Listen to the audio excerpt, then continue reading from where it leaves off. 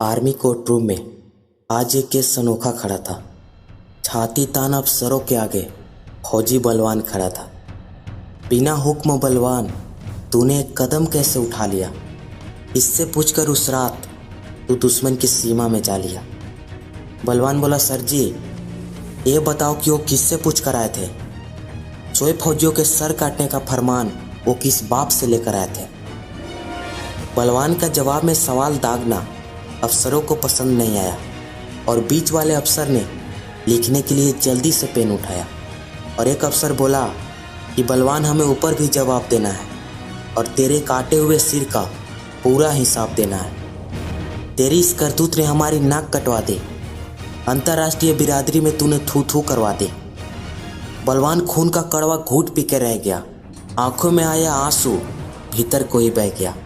बलवान बोला, साहब जी अगर कोई आपकी माँ की इज्जत लूटता रहे, आपकी बहन या फिर आपकी पत्नी को सरेआम मारता रहे, कूटता रहे, तो क्या आप पहले अपने बाप का हुक्मनामा लाने जाओगे या फिर अपने घर की लूटती इज्जत को खुद बचाओगे? अफसर नीचे झांकने लगा, एक ही जगह पर ताकने लगा। बलवान बोला, साहब जी गांव का गवार हूँ, बस इतना जानता हूँ कि कौन कहाँ है देश का दुश्मन, सरहद पर खड़ा खड़ा पहचानता हूँ। सीधा साधा आदमी साहब, मैं कोई आंधी नहीं हूँ, थप्पड़ खाकर गाल आगे कर लूँ, मैं वो गांधी नहीं हूँ। अगर सरहद पर खड़ा होकर गोली ना चलाने की मुनादी है तो फिर साहब जी माफ़ करना, ये काहे की आज़ादी है? सुनो साहब जी, सरहद पर जब जब छिड़ी लड़ाई है, भारत माँ दुश्मनों से नहीं आप जैसों से हारती आई है। वोटों की राजनीति साहब जी लोकतंत्र का मैल है। ये क्या हुक्म देंगे हमें जो खुद ही भिखारी हैं? किन्नर हैं सारे के सारे, ना कोई नर है और ना ही कोई नारी है। ज़्यादा कुछ कहूँ तो साहब जी दोनों हाथ जोड़कर माफ़ी है। दुश्मन का पेशाब निकालने के लिए तो हमारी आँख ही काफ़ी है। और साहब जी एक बात बताओ, वर्तमान से थोड़ा पीछे जाओ। कारगिल में जब मैंने अपना पंजाब वाला यार जसवंत खोया था, आप गवाह हो साहब जी, उस वक्त मैं बिल्कुल नहीं रोया था। खुद उसके शरीर को उसके गांव में जाकर मैं उतार कर आया था। उसके दोनों बच्चों के सिर साहब जी मैं पुचकार कर आया था।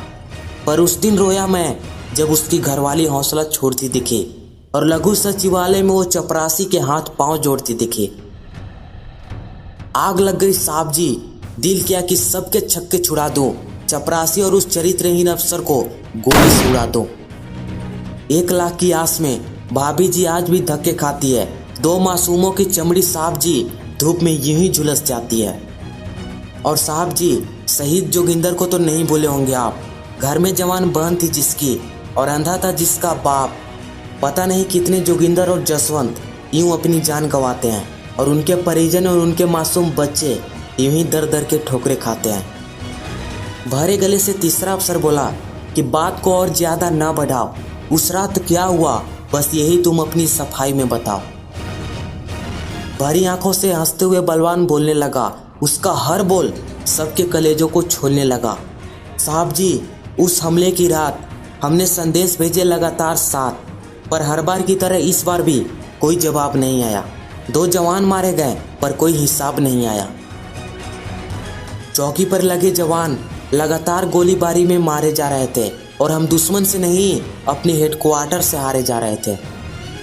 फिर दुश्मन के हाथों में कटार देख मेरा सिर चकरा गया। गुरमेल का कटा हुआ सिर जब दुश्मन के हाथों में आ गया, फेंक दिया ट्रांसमीटर मैंने और कुछ भी सूझ नहीं आई थी। बिना आदेश पहली मर्तबा सर मैंने बंदूक उठाई थी। गुरमेल का सिर लिए दुश्मन रेखा पार गया, पीछे पीछे मैं भी अपनी पाँव उसकी धरती पर धर गया।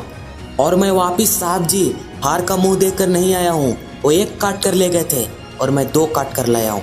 इस बयान का कोर्ट में न जाने कैसा असर गया, पूरे ही कमरे में एक सन्नाटा सा पसर गया। पूरे का पूरा माहौल बस एक ही सवाल में खो रहा था कि कोर्ट मार्शल फौजी का था या फिर पूरा देश का हो रहा था।